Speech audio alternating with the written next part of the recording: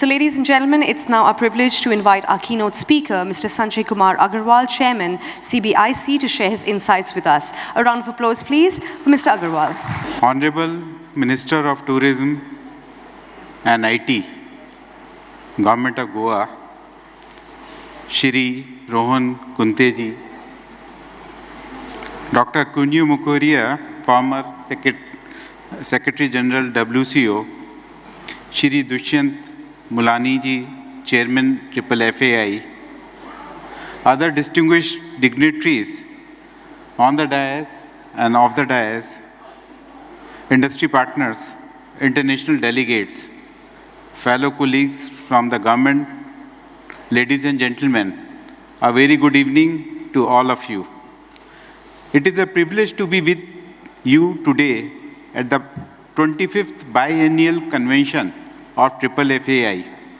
I would like to congratulate the Federation for its unwavering commitment to strengthening India's logistics sector and serving as a vital bridge between the government and the freight forwarding community since its inception.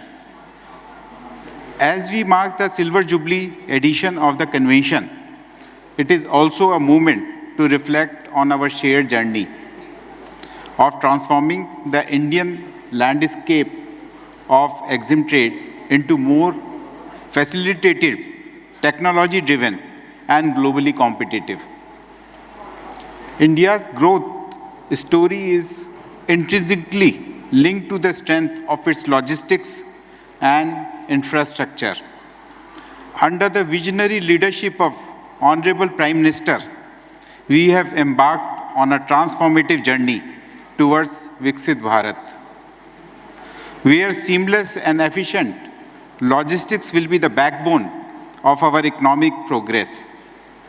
CBIC has been following a whole of government and coordinated border management approach, where all regulatory agencies and cargo handling entities, including shipping lines, terminals, custodians, customs brokers involved in the clearance of cargo, work in concert to achieve measurable outcomes.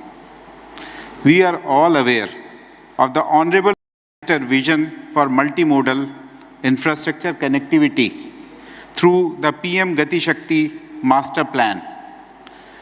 It aims to address the past issues through holistic planning for stakeholders for major infrastructure projects and improve the global competitiveness of local products by cutting down logistics costs and improving the supply chains, while ensuring proper linkages for local industry and consumers.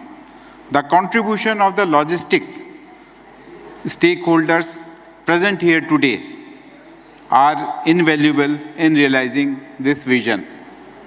Supplementing this vision, the National Logistics Policy, NLP, was given shape to develop a technologically enabled, integrated, cost-efficient, resilient, sustainable, and trusted logistics ecosystem in the country for accelerated and inclusive growth. The wide-ranging targets include a reduction in the cost of logistics in India to be comparable to global benchmarks by 2030, and improving the logistics performance index to make India among the top 25 countries by 2030. There is no doubt that India has made significant progress in improving its logistics landscape, as reflected in our ascent in the World Bank's Logistics Performance Index from a rank of 54 in 2014 to 38 in 2023. However, while such indices offer valuable direction, they are also based on subjective responses and methodological assumptions that can vary over time. Similarly, when it comes to logistics costs, the estimates differ widely, ranging from 14% to 9% of GDP in various studies, compared to the global benchmark of around 8%. Reports by various institutions highlight significant interport and intermodal variations. Given this disparity, I would like to urge the logistics community, research bodies, and academic institutions to come forward and undertake a comprehensive data-driven analysis of logistics costs in today's context. We must objectively assess how far we have come and what more needs to be done to meet global standards, not just in perception, but in measurable performance and cost efficiency. Through this platform, I would like to reaffirm that CBIC is committed to facilitating legitimate trade and improving the ease of doing business, and to make our procedures as business-friendly as possible, while maintaining the highest standards of compliance and security. Here, I would like to quote the Honorable Union Finance Minister, who in her budget speech of 2022 said, and I quote, "Customs administration has reinvented itself over the years through liberalized procedures and infusion of technology. Customs reforms have played a very vital role in domestic supply creation, domestic capacity creation, providing level playing field to our MSMEs, easing the raw material supply side constraints, enhancing ease of doing business, and being an enabler to other policy initiatives such as PLI and phased manufacturing plan," unquote. This basic ideology is evident from the National Trade Facilitation Action Plan of 2024 and to 2027. And this action plan emphasizes synergy in customs and logistics for a robust supply chain and export competitiveness. Recently, CBIC has launched electronic e-bond and e-bank guarantee facility for taxpayers to replace multiple bonds and bank guarantees with a single streamlined digital bond, simplifying the process and reducing paperwork for taxpayers. Another key initiative that is vague in Hindi or in expanded form, Vision for Expeditious Goods Release on Arrival, was launched to promote the swift movement of goods, and this facility allows authorized economic operators to directly move their import cargo to their premises, where cargo examination will be carried out. Further, risk-based uniform examination orders across ports have been implemented, ensuring consistency, speed, and cost efficiency in physical inspections. This has been further reinforced by the use of ice tabs.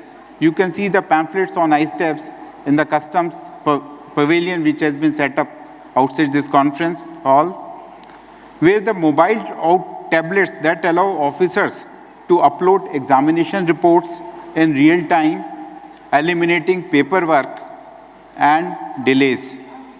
To support e-commerce, we have implemented digital filing and clearance of exports through the postal route, and a simplified re-import procedure for jewelry exports via courier.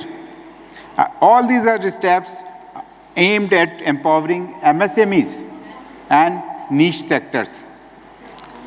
CBIC, through its focus on digitalization, automation, and use of data analytics has already made significant strides in improving the efficiency of customs operations.